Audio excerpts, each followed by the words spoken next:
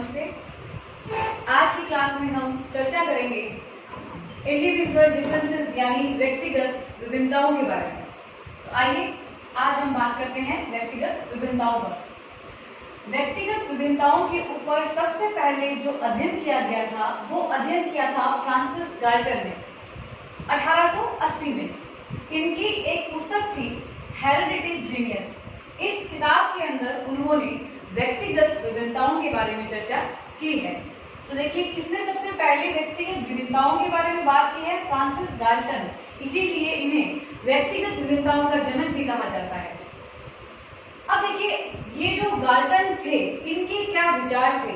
इनके अनुसार वातावरण में बहुत सारे कारक हैं, वातावरण संबंधी, वंशानुक्रम संबंधी या फिर बहुत सारे क्षेत्र हैं जिनके कारण व्यक्तियों में विभिन्नताएं पाई जाती हैं।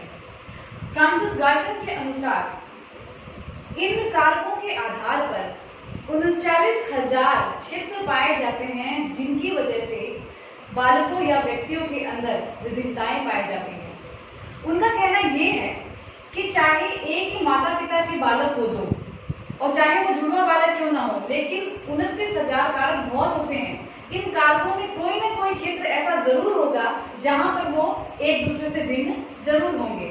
तो ये थे विचार किनके? फ्रांसिस गाल्टन का। देखिए व्यक्तिगत भिन्नता से नाम से समझ में आता है कि दो लोगों के अंदर जिनके बीच में कुछ न कुछ विभिन्नताएं पाई जाती है, चाहे वो शारीरिक कारण से हो, चाहे वो मानसिक कारण से हो, चाहे वो रुचियों के कारण हो, चाहे विचारों के कारण हो।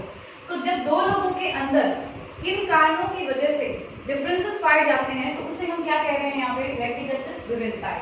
आइए हम इनके अर्थ के बारे में समझते हैं। व्यक्तिगत विभिन्नता का अर्थ एक व्यक्ति का दूसरे व्यक्ति से रूप, रंग, शारीरिक गठन, बुद्धि, रुचियों, उपलब्धियों, व्यक्तिगत गुणों आदि की विभिन्नता से है।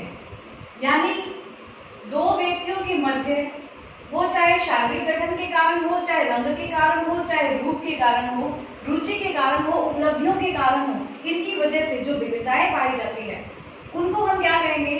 उनकी वजह से उन व्यक्तियों को हम क्या कहेंगे? इन व्यक्तियों के अंदर क्या पाई जाती है? व्यक्तिगत विभिन्नता पाई जाती है। अब देखिए जो व्यक्तिगत विभिन्नता है इसको हम किस प्रकार परिभाषित कर सकते हैं?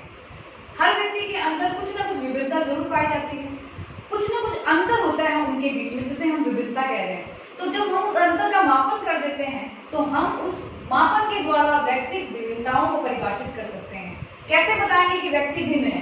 क्योंकि हमने उनके बीच के अंतर को क्या किया है? मापा है। तो उसके मापन से क्या होता है? हमें क्या पता चलता है? व्यक्तिगत भिन्नताएं। तो इसी आधार पर स्किनर ने परिभाषा दी है, मापन किया जाने वाला व्यक्तित्व का प्रत्येक पहलू व्यक्तिगत भिन्नता का अंश होता है। यानी व्यक्ति की जितनी भी पहलू है, चाहे वो शारीरिक पहलू मानो, चाहे आप मानसिक, क्रियात्मक, जितने भी पहलू है, उन पहलुओं का जो मापन होता है, उन मापन के द्वारा हम जो अंतर परिभाषित कर देते हैं वही क्या है? व्यक्तिगत भिन्नता का अंश है। क्योंकि उसी के द्वारा हमें पता चलता है कि व्यक्ति क्या है? एक दूसरे से भिन्न है किसी न किसी आधार पर। आप अगली परिभाषा देखिए, टायलर ने दी है, शारीरिक आकार, कार्य गति की क्षमताओं, बुद्धि, उपलब्धि, ज्ञान, रुचियों, अभिवृत्तियों और व्यक्तित्व लक्षणों में मापी जाने वाली विभिन्नताओं का अस्तित्व सिद्ध हो चुका है। यानी कि इनकी वजह से हर व्यक्ति में क्या पाई जाती है? विभिन्नता पाई जाती है। और हम जब इनके दोनों के अंतर का मापन कर लेते हैं और पता चल जाता है कि ये व्यक्ति इस क्षेत्र में एक दूसरे से भिन्न है, तो उसे के द्वारा हम किसको परिभाषित करते हैं? व्यक्तिगत विभिन्नताओं। तो देखिए आगे चलते हैं, व्यक्तिगत विभिन्नताओं के प्रकार और पहलू। ये हमने पढ़ा कि व्यक्तिगत विभिन्नताएं होती क्या है, इसे लेकर कौन आए थे, और ये दो परिभाषा स्किनर और टायलर की। अब बात करते हैं व्यक्तिगत विभिन्नताओं के प्रकार या पहलू को। तो देखिए व्यक्तिगत जो विभिन्नताएं पाई जाती है उसके दो पहलू या दो प्रकार हैं। एक है बाह्य प्रकार और एक है आंतरिक प्रकार। तो सबसे पहले बात करते हैं हम आंतरिक प्रकार के ऊपर। आंतरिक कौन से वो पहलू या प्रकार है जिसकी वजह से व्यक्ति के अंदर क्या पाई जाती है? व्यक्तिगत विभिन्नता। अब आंतरिक विभिन्नता का मतलब क्या है यहाँ पे? कि एक स्वयं के अंदर जो विभिन्नता पाई जाती है उसको हम क्या कहेंगे? आंतरिक विभिन्नता। देखिए, एक व्यक्ति के अंदर भी अपनी योग्यताओं, क्षमताओं, रुचियों, उसकी शारीरिक संरचना, मानसिक संरचना, उन सभी के अंदर क्या पाई जाती है? विभिन्नता पाई जा सकती है। तो उस विभिन्नता को हम क्या कहेंगे? आंतरिक विभिन्नता कहेंगे, जो व्यक्ति के अंदर होती है, उसकी रुचियों की वजह से, उसके शारीरिक पहलू की वजह से, उसके मानसिक पहलू की वजह से, उसके विचारों की वजह से, उसके भावों की वजह से। तो एक व्यक्ति के अंदर की स्वयं की जो विभिन्नता है वो क्या कहलाएगी? आंतरिक विभिन्नता। जैसे देखिए, एक व्यक्ति शारीरिक रूप से बहुत मजबूत है लेकिन मानसिक रूप से बहुत कमजोर है, तो वही व्यक्ति एक रूप में तो बहुत ही कमजोर है और एक रूप में वो क्या है? बहुत ही स्ट्रांग है। तो ये क्या है? एक ही व्यक्ति के अंदर पाई जाने वाली विभिन्नता है। अब हम बात करते हैं बाह्य विभिन्नताओं के ऊपर। इसके बहुत सारे पहलू और आधार हैं जिसकी चर्चा हम वन बाय वन करेंगे। तो पहले बात करते हैं हम शारीरिक विभिन्नता किसे कहेंगे हम। देखिए, जब व्यक्तियों के अंदर रंग, रूप, आकार या बनावट की वजह से जो भिन्नता पाई जाती है उसको हम क्या कहेंगे? शारीरिक विभिन्नता। जैसे कोई व्यक्ति का कद लंबा है और किसी का छोटा है, तो यहाँ कौन सी विभिन्नता है? शारीरिक विभिन्नता। अगली देखिए, मानसिक विभिन्नता। बहुत सारे व्यक्ति मानसिक रूप से विभिन्न होते हैं। जैसे देखिए, कुछ बालक प्रतिभाशाली बालक होते हैं, कुछ बालक होते हैं वो मंद बुद्धि बालक होते हैं, कुछ बुद्धि में एकदम मूर्ख होते हैं, कुछ जड़ बुद्धि होते हैं, कुछ सृजनशील बुद्धि के होते हैं। तो इस प्रकार मानसिक रूप से जो विभिन्नता पाई जाती है उसे हम क्या कहेंगे? मानसिक विभिन्नता। अगला देखिए, संवेगात्मक विभिन्नता। जब व्यक्तियों के भावों में, जैसे कोई व्यक्ति है, कोई बहुत उदार है, कोई बहुत कठोर है, कोई बहुत प्रसन्नचित्त है और कोई बहुत दुखी है, तो भावात्मक रूप से जब व्यक्ति के अंदर विभिन्नताएं पाई जाती है तो उसे हम कहेंगे संवेगात्मक विभिन्नता। अगली देखिए, रुचियों में विभिन्नता। देखिए, हर व्यक्तियों की रुचियां अलग अलग होती है। किसी की चित्रकला में रुचि है तो किसी की संगीत में रुचि है, किसी की किसी अन्य क्षेत्र में है तो किसी की अन्य क्षेत्र में है। तो रुचियों की वजह से भी व्यक्तियों में क्या होती है? भिन्नता पाई जाती है। और यहाँ पुरुषों की रुचियां भी अलग होती है और लड़कियों की रुचियां भी अलग होती है। देखिए कि जो लड़का या पुरुष होता है उसको आउटडोर एक्टिविटी ज्यादा पसंद आती है और जो लड़कियां या महिला होती हैं उनको इंडोर जो एक्टिविटी है वो ज्यादा पसंद आती है। तो यहाँ क्या है? रुचियों में विभिन्नता पाई जाती है, तो उसी को हम कहेंगे रुचियों में भिन्नताएं। अगला देखिए, विचारों में भिन्नता। अब विचार देखिए, विचारों में कैसे भिन्नता होती है? किसी व्यक्ति के विचार धार्मिक है, किसी के अधार्मिक है, किसी के नैतिक है, किसी के अनैतिक है। तो इस प्रकार विचारों में भिन्नता पाई जाती है। पुरुष के विचार अलग होते हैं और महिलाओं के विचार अलग होते हैं। तो इसी प्रकार विचारों की वजह से जो भिन्नता पाई जाती है उसे हम क्या कहेंगे? विचारों में भिन्नता। अगला पॉइंट देखिए, सीखने में भिन्नता। सीखने में भिन्नता का अर्थ है कि कुछ बालक होते हैं वो बहुत जल्दी सीख जाते हैं, वो अधिगम जल्दी करते हैं, और कुछ बालक को बहुत धीरे धीरे अधिगम कराया जाता है, वो जल्दी नहीं सीख पाते हैं। तो सीखने के आधार पर उनमें भिन्नता पाई जाती है। अगला देखिए, गत्यात्मक योग्यता भिन्नता। इसका अर्थ क्या होता है कि किसी कार्य को किसी बालक को दिया जाता है करने के लिए। आप समझ लीजिए, एक समान कार्य आपने दो बालकों को दिया। एक बालक है उस कार्य को बहुत उत्तम तरीके से करेगा और एक बालक उसे बस पूरा कर देगा। तो ये जो भिन्नता कहलाती है, यानी किसी कार्य को कुशलता से करना, तो वो जो भिन्नता है वो गत्यात्मक योग्यता भिन्नता कहलाती है। अगला देखिए, चरित्र में भिन्नताएं। जैसा कि हमें पता है कि हर व्यक्ति का चरित्र एक जैसा नहीं होता है। अब उसका कारण उसका परिवार, समाज, विद्यालय, बहुत सारे कारण हो सकते हैं, लेकिन चरित्र एक जैसा नहीं होता है। किसी का चरित्र तामसिक प्रवृत्ति का होता है, किसी का सात्विक प्रवृत्ति का होता है। तो चरित्र के आधार पर भी व्यक्तिगत भिन्नता पाई जाती है। अगला देखिए, विशिष्ट योग्यता भिन्नता। विशिष्ट योग्यता जो भिन्नता है, देखिए पहली बात तो विशिष्ट योग्यता हर व्यक्ति में नहीं पाई जाती है, और अगर सभी जिस व्यक्तियों में पाई जाती है व्यक्तिगत भिन्नताएं, उनकी मात्राओं में अंतर मिलेगा आपको। ऐसा नहीं है कि विशिष्ट योग्यता है और उनमें कोई अंतर नहीं है। जैसे मैं आपको एग्जांपल देती हूँ कि क्रिकेटर तो सचिन तेंदुलकर भी है और विराट कोहली भी है, लेकिन इन दोनों बैट्समैन के अंदर क्या है? डिफरेंस है, क्योंकि उनकी मात्रा में डिफरेंस है। तो ये जो विशिष्ट योग्यता है ये सभी व्यक्तियों में नहीं है, और जिन व्यक्तियों में पाई जाती है समान प्रकार की योग्यता, उनके अंदर भी क्या मिलेगा? आपको अंतर मिलेगा। अंतिम देखिए, व्यक्तित्व में भिन्नता। अब देखिए, व्यक्तित्व विभिन्न प्रकार के होते हैं। जैसे किसी का अंतर्मुखी व्यक्तित्व है, किसी का बहिर्मुखी व्यक्तित्व है, किसी का उभयमुखी व्यक्तित्व है। तो व्यक्तित्व के आधार पर जो भिन्नताएं पाई जाती है उसे हम कहेंगे व्यक्तित्व में भिन्नता। तो ये थे आपके व्यक्तिगत भिन्नताओं के प्रकार, जिसमें बाह्य और आंतरिक दो पहलू या दो प्रकार बताए गए हैं। आप इसका स्क्रीनशॉट ले लीजिए।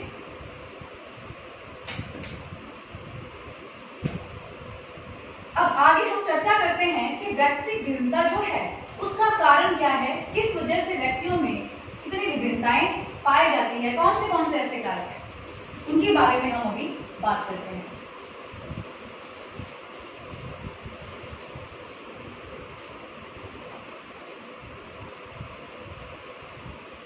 देखिए, कारण कौन से कारण हैं जिसकी वजह से व्यक्तियों में भिन्नताएं पाई जाती है, उसके बारे में बात करते हैं। पहला कारण वंशानुक्रम, दूसरा कारण वातावरण, तीसरा कारण जाति, प्रजाति, देश आदि। चौथा कारण आयु तथा बुद्धि।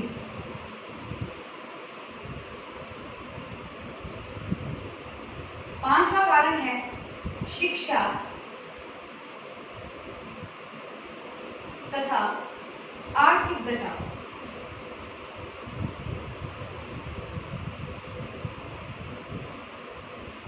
और अंतिम कारण है लिंग भेद।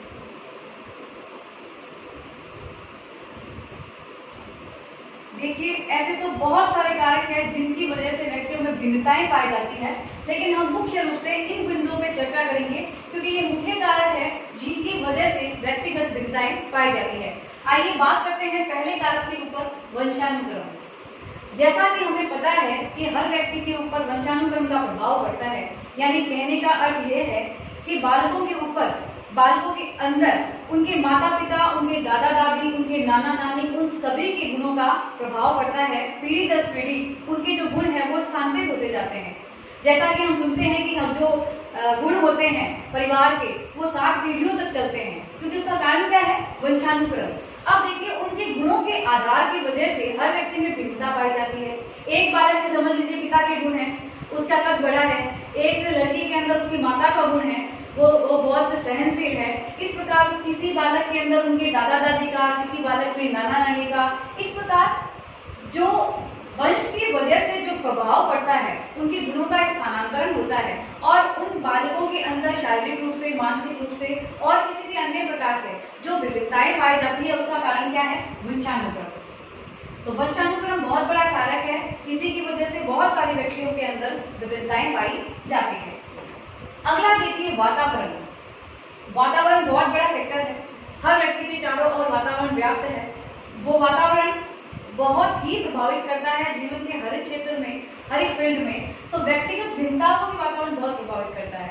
अब वातावरण में देखिए, सांस्कृतिक वातावरण है, भौगोलिक वातावरण है, सामाजिक वातावरण है। अब ये वातावरण भी व्यक्तिगत भिन्नता बनाता है। कैसे, देखिए, सांस्कृतिक वातावरण है तो हमारी जो भारतवर्ष है, वहाँ पे देखिए संस्कृति, बहुत सारी संस्कृति पाई जाती है। सब व्यक्तियों का रहन सहन है जो अलग पाया जाता है, उसके कारण उनमें विविधताएं पाई जाती है। अब भौगोलिक वातावरण की अगर बात करते हैं तो आप देखिए, ठंडे प्रदेश में जो लोग रहते हैं वो परिश्रमी होते हैं, लंबे होते हैं, मजबूत होते हैं।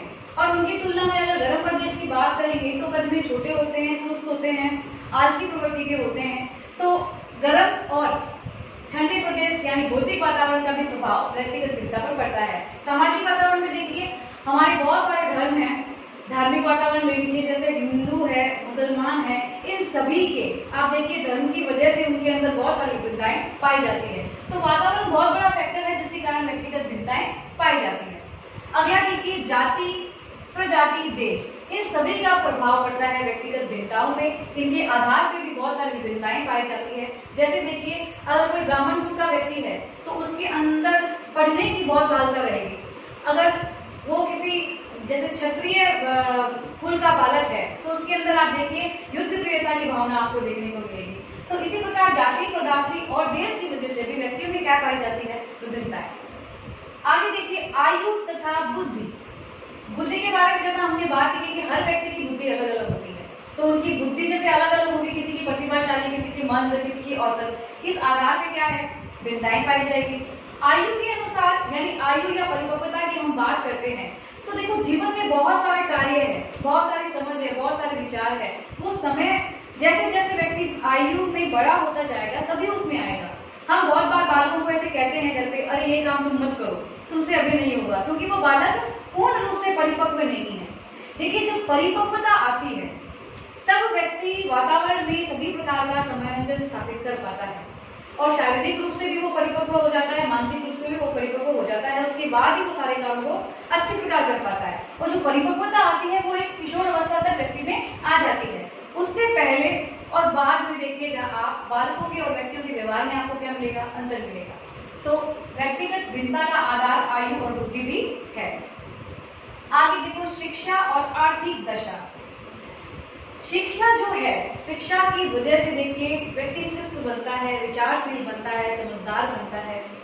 और अगर व्यक्ति शिक्षित नहीं है तो देखिए वो किस प्रकार से अपने जीवन में समायोजन करेंगे, आगे बढ़ेंगे, ये हमेशा उसके पास समस्याएं रहेगी। इस वजह से उनमें क्या पाई जाएगी, भिन्नताएं पाई जाएगी। आर्थिक दशा, अब समझ लीजिए कोई बालक है वो बहुत ही गरीब अवस्था में है, तो वो कोई अच्छे कार्य कैसे करेगा। ऐसे बालकों का गलत कार्यों में लिप्त होना, चोरी करना, डाका डालना, वो बहुत जल्दी सीख जाते हैं।